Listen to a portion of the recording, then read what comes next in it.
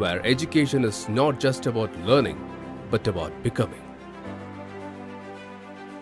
JNN Institute of Engineering, Autonomous, Chennai.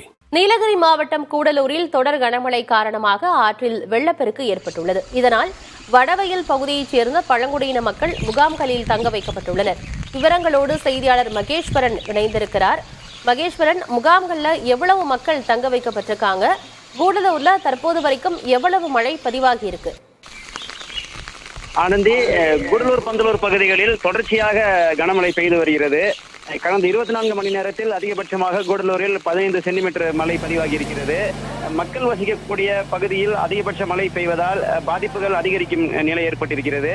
கூடலூரில் உள்ள பெரும்பாலான ஆறுகளில் வெள்ளப்பெருக்கு ஏற்பட்டு தண்ணீர் கரை புரண்டு ஓடுகிறது.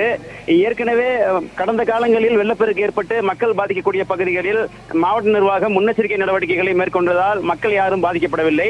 ஆனால் வடவயல் பகுதியில் பழங்குடியின மக்களுக்கு புதிய வீடுகள் கட்டப்படுவதால் அவர்கள் குடிசைகளில் தங்கியிருக்கிறார்கள். அந்த வீடுகள் மோசமான நிலையில் காணப்பட்டதால் அவர்களின் பாதுகாப்பு கருதி நேற்று இரவு வருவாய்த்துறையினர் அவர்களை அங்க புத்தூர்வயல் பகுதியில் உள்ள முகாம்களில் தங்க வைத்திருக்கிறார்கள். தொடர்ச்சியாக மழை பெய்து வரக்கூடிய நிலையில் பல இடங்களில் தற்பொழுதும் மின்சார துண்டிப்பு ஏற்பட்டிருக்கிறது. குறிப்பிட்ட சில பகுதிகளில் 3 தினங்களுக்கு மேலாக மின்சார துண்டிப்பு ஏற்பட்டுள்ளதால் மக்கள் பெரிதும் பாதிக்கப்பட்டிருக்கிறார்கள்.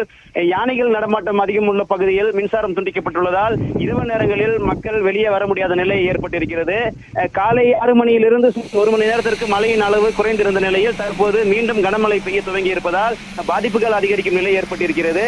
அனைத்து துறை அதிகாரிகளும் மழையினுடைய அளவை அதே போல பாதிப்பை தொடர்ச்சியாக கண்காணித்து வருகிறார்கள். ஆனந்தி, தகவல்களுக்கு நன்றி மகேஸ்வரன்.